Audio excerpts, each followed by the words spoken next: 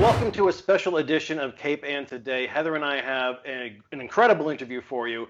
We sat down with Gloucester Police Chief Ed Conley, who touched upon a ton of different subjects, a lot of delicate issues in there as well. Not only what the local force is dealing with here regarding beaches and quarries and parking and out-of-towners, but things happening at a national level. So really interesting stuff. What stood out to you, Heather? Well, I was really surprised that we did not even need to ask or prompt Chief Conley about the legislation trying to be passed in the state Senate right now, the police reform legislation, which has been really, really sensitive. He went right into it. He dug into it. He talked about how Massachusetts chiefs of police are feeling very sensitive, along with everyone else, because the Massachusetts policing culture is just very different than the rest of the country. And there are very concrete reasons for that. And he goes into those real reasons. So it's a really interesting interview. And I hope everyone in that state house can listen. Yeah, and the chief, he's an open book. He wants the department to be very open to the public and very accessible, and he's been nothing but that with us. So we hope you enjoy this conversation with Gloucester Police Chief Ed Conley. How are things this week? Good. This week has been a little bit of a break from the last few weeks, given the, I think the weekend before last, we figured we might have between 70 and 75,000 people in Gloucester. Yeah, I mean, a lot, which, in some senses is not a bad problem to have. This is a big part of our economy. And, but, our systems that are in place for the summer weren't designed to handle that volume. And so, I think that's where you started to see a lot of breakdown, and I think the mayor made a really wise decision to sort of take a time out and reassess everything, put some different things in place, and then to start to slowly again allow more people back into the city. So I'm confident that our systems are in place, and we'll be able to handle not that volume this year, but certainly we can start allowing some more non-residents onto the beaches. How stressed were you a couple of weeks ago when that was going on? I don't, that type of stuff doesn't personally stress me out. That's what I've done for a long time. Now, buying and selling a house, I might be found rocking in a corner, sucking my thumb, but like getting a mortgage or something like that. But that type of stuff, I roll with it. Obviously we, concerned about everybody's safety, and beyond that, certainly we want the residents of Gloucester to know that we haven't just thrown them to the wind in the interest of increasing tourism. So yeah, there wasn't a concern, and we weren't working hard. All the city departments weren't working hard to come up with creative solutions in the short term, but it doesn't really stress me out. So what was it? The difference between that weekend and last weekend was striking. Things were so quiet last weekend. Was it, did you feel as if the effort to say residents only was the piece that worked? And that's obvious, I guess. I guess what I'm really asking is what worked the weekend before when there were 78,000 people? What didn't work, you mean? Or? Okay, both questions. What didn't work was that I'm always cautious, and it's because I don't want to send the message that that we're sort of closing off Gloucester to everybody, and we don't want anybody ever to come here again, and this is all that. It's just that we were so overwhelmed by our systems of our queuing process, our ability to manage parking in residential areas was just overrun, really is probably the better way to say it, right? And it just requires us to develop newer systems, which we will in getting ready for next year. And this year, as we all know, has been different. And, a lot of the volume that's coming here to Gloucester, there's a percentage of those people that would have had other obligations, like we all do in the summer. We all lose a few weekends to a wedding, or, if you have young kids, baseball games, little league, if you're on a traveling team, you lose part of the day to that. Or you're going to catch a Red Sox game, or you're doing, going to see a play or any other number or concert. And there's just none of that. So, people are sitting and thinking about what they want to do. And again, it's not a bad problem to have. That what comes to mind is coming to Gloucester, right? And I think that people that many people choose of all the choices they have and places to go, that they're choosing to come here is a good thing. It just was overwhelming for what we're used to, and there was no way to predict that it would. We knew that there was a potential for more people given those the reality we're all living in, but I don't think any of us thought that it could be that many people. Yeah. And then there's been the issues in North Gloucester with the quarries. Do you want to talk about that? I know you've been conversing with Val Gilman, the city councilwoman, a lot. Yeah, and Val's very, very active. You know, as a city councilor, she's very responsive to her constituents, and she, you know, Val and I talk throughout the weekend about different things, and she keeps me up to date. And we have always, the quarries have, as I've come to understand, have always been the sort of, you know, undesignated area where locals have gone to take advantage of the beauty and the water that's there and the trails. And that's always been sort of the volume of people going to the quarries has always been somewhat regulated by parking rules that are in and around that part of Gloucester. And so, you know, there's a lot of resident only parking in and around that part of Gloucester. And that's not about necessarily the quarries. That's because a lot of those roads are just old roads and they're very narrow compared to how we lay out modern roads today. But, you know, with the advent of social media and ride sharing options, there's another example of a system that we're taking another look at to think about how that might look going into the future, because those sort of passive ways of controlling the volume of people going there are just not working the same anymore. Mm-hmm. It's really, I live out here, so I hear this conversation a lot, that it's very tough to manage, and people are seeing things they've never seen before. So I think you're probably right. It's these ride sharing options. They can get a lot of people in one car and get them up here, and they don't have to park. And then, and the word gets out. So it's tricky. That's going to be a tricky one to manage, I realize. And you know, and you're absolutely right. It's a management issue, and as a team, you know, we work together. We're all brainstorm. I mean, you know, the way it works here amongst department heads is I may be the chief of police, but I also sit on the management team. So I sit with Jill Cahill and Mike Hale and the mayor and Vanessa, and we, you know, Eric Smith, you know, Bill Sanborn, and we put our heads together. Karen Carroll's there, and we all try to come up with creative solutions. It's tough to do on the fly, given the current state of things, and a lot of this was very unpredictable. But I'm very confident for as we go into the winter doldrum months that we will be meeting and discussing options and involving the public in that discussion. And we're always open to innovative ways of solving problems like that. Are these the biggest things on your plate currently? Policing the beaches and the quarries? What else is the department going through right now? Well, so it is in a sense of busy work, right? You know, I mean, in terms of on the weekends, that's a big part of, you know, just based on probabilities, more people, the higher probability of different things happening and stuff. So in terms of busy work, it does take up a lot of our time. But, you know, there's still police work to be done, and our community impact unit is still working with homeless people here in Gloucester. We're still working with addiction. We're still fighting an opioid epidemic that's killing people and trying to come up with innovative solutions for that. You know, we're thinking about our schools, and our school resource officers, both our school resource officers have, this time of year, they would be at a camp with all the kids. So, you know, District Attorney Blodgett hosts a camp every summer for Essex County communities, and we've always participated in that camp, both with our SROs and with a lot of kids from Gloucester going to the camp. And it's always been a positive experience, and it helps us maintain the relationship between the SROs and the kids over the summer.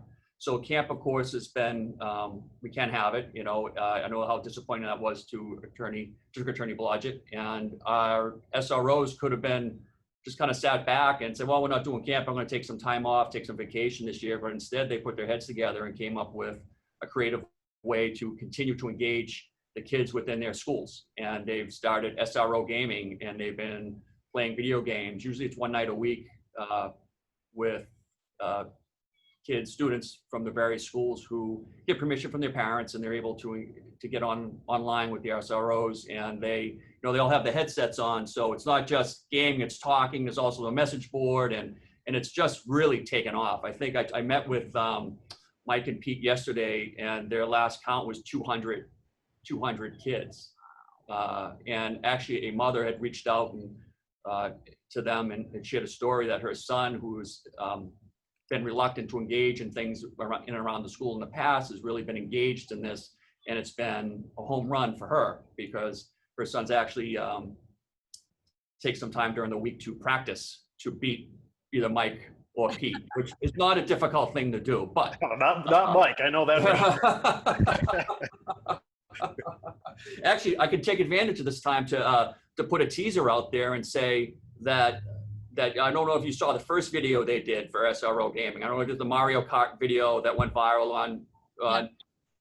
What I'm hearing is there's a part 2 in the works. So, all right. Part 2 of that in the works. But so that's, we still have a mission to perform here, and in addition to the hard work that the men and women of the patrol division do here every day, they're still going to calls for service, medical aids, and domestics. Those things still happen.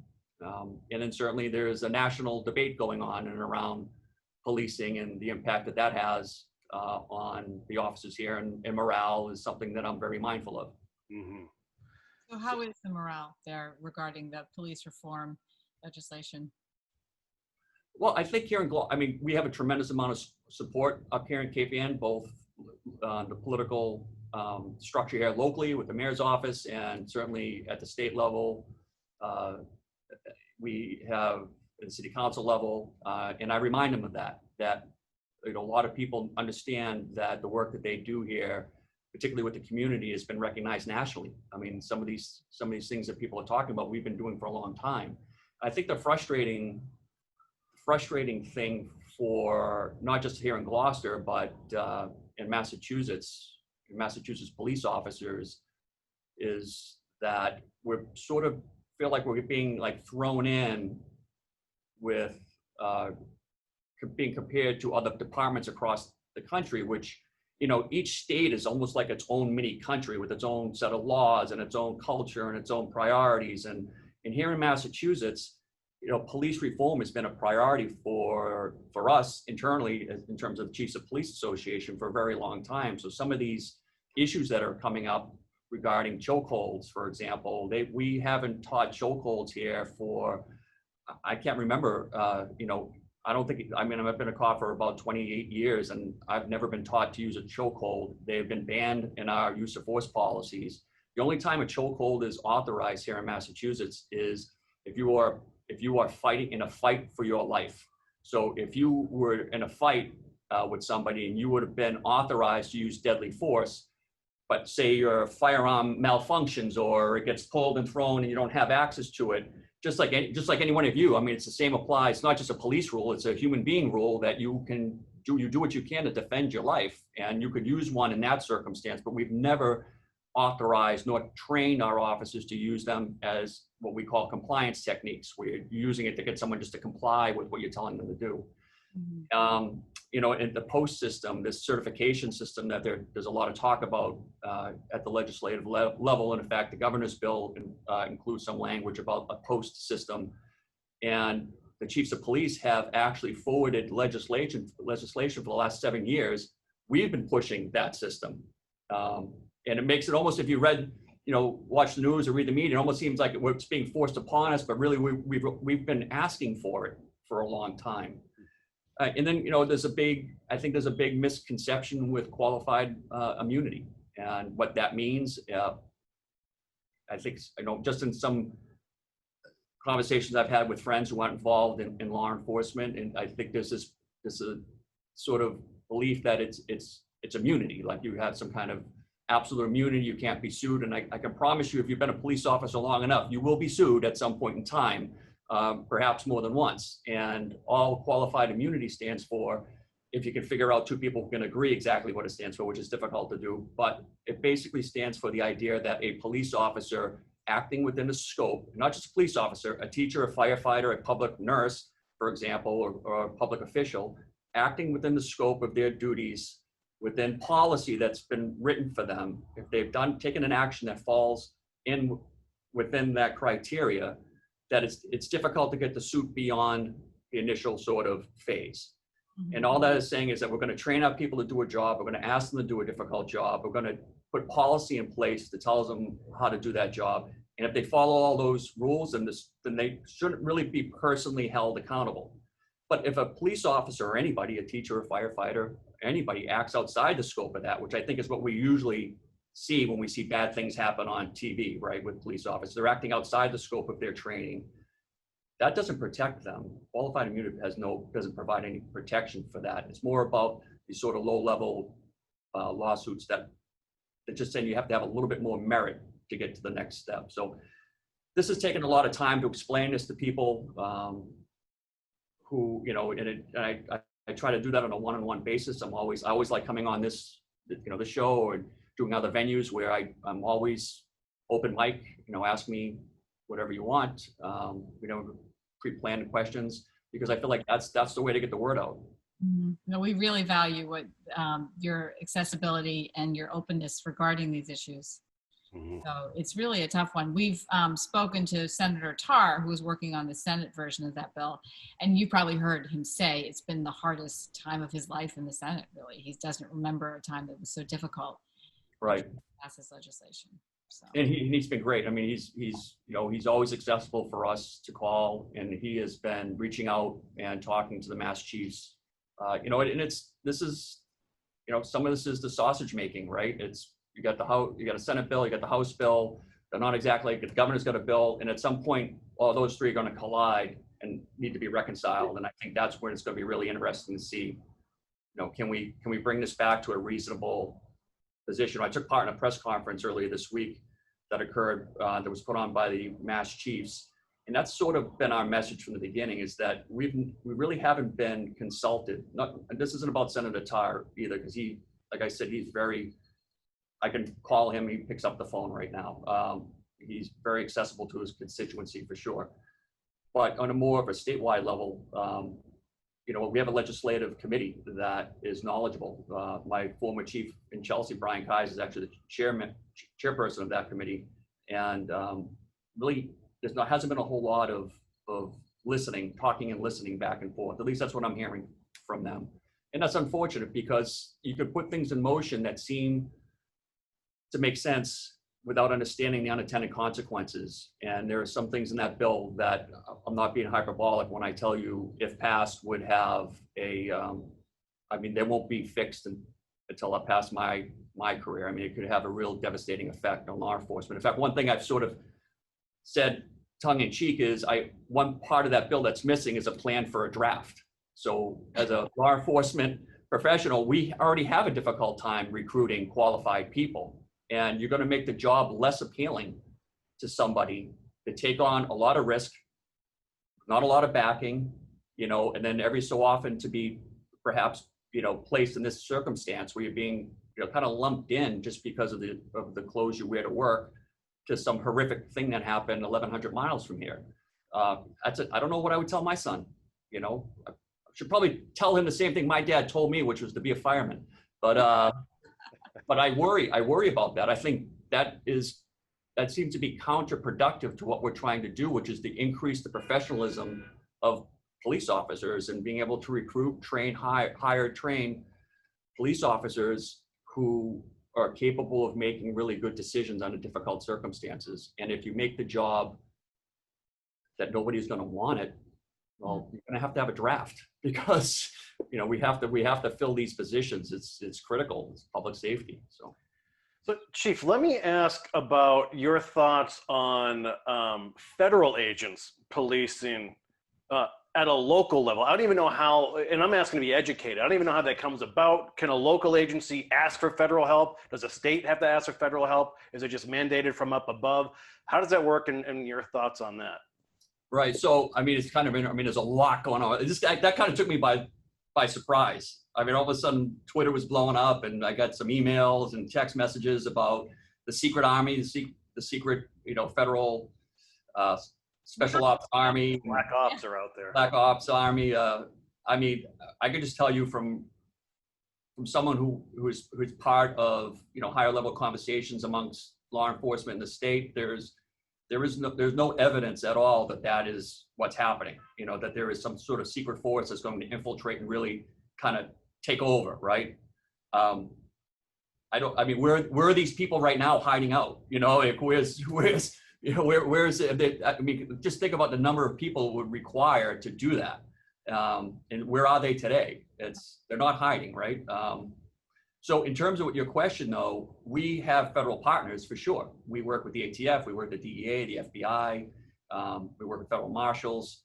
And in fact, we've had officers on federal task force with other local municipal officers. So they have a part to play with us, but they are limited to enforcing federal law. They really can't enforce state law, which is when you think about crowd control and that sort of thing. I mean, the typical kinds of things the tools we use here to make arrests or charge people with crime, those are by far all about state statute, and they really have no authority to do that. So, other than standing in front of a courthouse, maybe a federal courthouse, if there was some kind of credible evidence that there was going to be a protest or a violent event at, say, in the Moakley building, there are federal marshals whose responsibility is their security of not only a physical building but also court personnel. Like that's part of their mission. So to see a bunch of marshals out maybe in a different type of protective gear, that wouldn't be unusual because that's always been their mission. But we have not, the only time we really ever ask for federal help outside of a disaster is when we have an investigation that looks like it's going to go over state lines, or if we're doing some type of drug investigation, it looks like it's very large and involving other countries, and that's where those federal agents have assets and capabilities that we just don't have, and that's sort of why we have that partnership. Well, it's really disturbing to see these images coming out of Portland, and so it's not returning to this legislation. It sounds as if you're the Mass Chief of Police Association is really responding to different cultures in different states, right? And that you feel strongly, and I don't mean to put words in your mouth, that the culture in Massachusetts is, and we certainly see this with the Gloucester Police Department, is generally responsive to the community. The police are responding to the community generally, and we don't see a culture of brutality here. Do you feel that way? Absolutely correct. And it's not by accident. It's not by accident. It's, first of all, Massachusetts, our academies are all run by the MPTC, which is a singular structure, training council structure that has a lot of representation from law enforcement and from the civilian world. And the type of training that has evolved, even say since, I want to say around 2013 is when we really started to take a look at some of these other things in policing, like terms that people are just hearing today, like de-escalation is a big term, big buzzword today. Well, we've been training on de-escalation since 2013. Fair and impartial policing and procedural justice, these terms you may have heard. And we, in fact, myself and Captain Dave Batchelor from the Gloucester Police Department developed a statewide training course for it. And then we went around the state and trained the trainers, and we started teaching in the academies, and he's still teaching it to this day. And that's been going on since 2015. So a lot of the things you're hearing about now, we've been way ahead of that. And the reason why, there's a couple of reasons why, but after Ferguson, I want to say it was after Ferguson, but right around that time, President Obama convened a presidential task force on policing. And they put a lot of time and effort. They were very inclusive in who they brought in, and they had some recommendations. They called them pillars out of that report. It's widely available online. You can read it. And we in Massachusetts, from the chiefs of police on down, adopted those pillars and have been working ever since to incorporate all those recommendations into what we do. So it's not by accident. This was a deliberate decision made by chiefs of police and the MPTC Training Council to adopt them and to start training and rolling them into everything we do. So great to hear your position and the chief of police position, the Mass Chief of Police positions, in response to this legislation, because it explains so much of the tensions and hurt, I think, that is being revealed in this State House right now, as they try to work through this legislation, right? That's true. And I've just, there's the thing now, I remember saying this in interviews back around the time of Ferguson, and shortly thereafter, that, what I was really proud about during that time was it didn't matter for mass chiefs here. It really didn't matter, and police officers too. I'm just thinking about the decision makers, but it really goes all the way down to the patrol officer in the cruiser, on the street. It didn't matter whether you thought what happened in Ferguson was right or wrong, or that whole debate. We just decided maybe it's time that we take a complete look at how we do things, how we use force, how we train, how our academies are trained in structure. Let's do an inventory of all that and see, are there things like all of us have in our jobs and our lives that we realize some things we're doing, they're not really optimized. We're just doing them because that's how we've always done them. We don't even see it. So we took a tough look at that. And that's when we came out with a whole new training program. And from my vantage point, I think it's been very successful here in Massachusetts. I mean, I think we have, not only that, but it's also, of course, it starts with the most important thing is being able to recruit and hire good people. And in that vein, I do think we have a lot more work to do. I do think that they're policing, for me, the thing that's a game changer for policing is hiring more women and encouraging young women to consider this a career, because I feel like they haven't seen it over in Manchester when we hired the first 2 full-time female police officers just before I left there. I saw the impact that has on a department. It's a lot of times on average, women can bring a different perspective. That's been my personal experience in policing when I had a female partner back in Chelsea for a while. It's just a different approach to things. And I think that's a game changer. But there are things that occur right now in policing that I'm not for, including some of the physical fitness standards in the academy, that I think we can do a better job that exclude women. And I don't think we do a good job recruiting young women and explaining to them what the job really is, which it isn't, 90% karate and 10%, paperwork. Which maybe is some of the perception. It's really 98% communication and maybe 2%, hands-on with people. But communication is the key to success in this job. Any singular stories you could relate to us about seeing a woman officer taking on a situation differently? Yeah, I'll tell you a personal one. I mentioned, so Rosie Medina at Chelsea, she got on before I did, and she's still there. She's been a detective, she's a domestic violence investigator, outstanding investigator, and just a really good cop. And Rosie was not the first, but one of the first Latina officers on the Chelsea Police Department. She came from Mexico by herself, and self-made woman, and became a citizen and got on the department. And Rosie and I would ride together every so often, back when we used to have 2 officer cruisers, or I think we might have been on overtime. And we went to a domestic, and it was husband and wife arguing. And then the husband, what happens occasionally in domestics is once the police show up, they may disagree, but they both agree they don't want the cop there, right? So it's like the guns turn. Yeah. And again, I'm talking strictly in generalities, and in my own personal experience. But for me, probably more so because I'm a male, and the guy in the domestic starts to yell, I start to yell, he starts to get aggressive, I get aggressive, and we're doing this. Right. And where's Rosie? She's down here.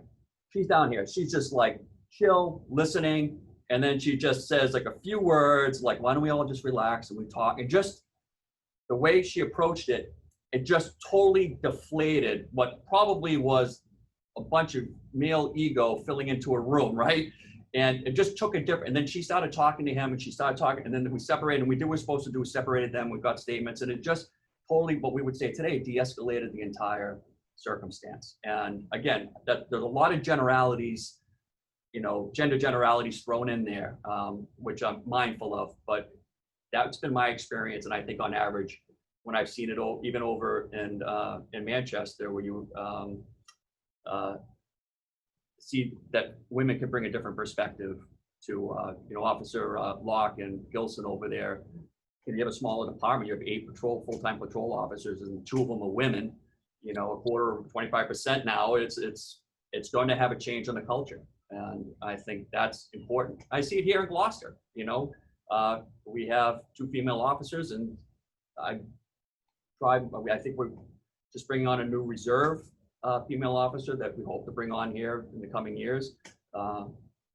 It just has a positive effect on the department. And I worry, and this is back to the original point, Heather, it's I worry about this just being another, people watching the news and be like, I don't want to do that job, and that's sad to me, because there are few jobs, I think, where you come to work every day and have an impact on someone's life. Sometimes it's negative, but really, in my experience, the majority of the time, it's positive. And even if someone's having a negative experience, there's usually somebody else who's having a positive experience. Because 98% of police work is call driven. So someone's calling on somebody else. So there's a winner or a loser there, right? Whether it's a parking ticket or a speeding ticket. Oh, very cool, Chief Conley. I mean, I've said it before, but I love how our interviews always just turn into conversations, and we really appreciate your time and the department's efforts. We know this isn't an easy time for anyone, but we really do appreciate what you're doing, and I would love to check back with you soon. Yeah, I appreciate you having me on. And you know what? At the end of the day, these are conversations, and if we could have what some people refer to as fireside chats, where we could sit down and set some ground rules about respect and agree to, we can agree to disagree out of the gate, but still have a conversation. I think the national discourse would improve greatly. Well, I think we should send this interview straight to the State House. So that's my. Feel free. Well, thank you so much for the time. And let's continue this conversation, and maybe we could include more people in it too. Yeah, no, I love that. And great to see you both. And I hope you're enjoying your summer.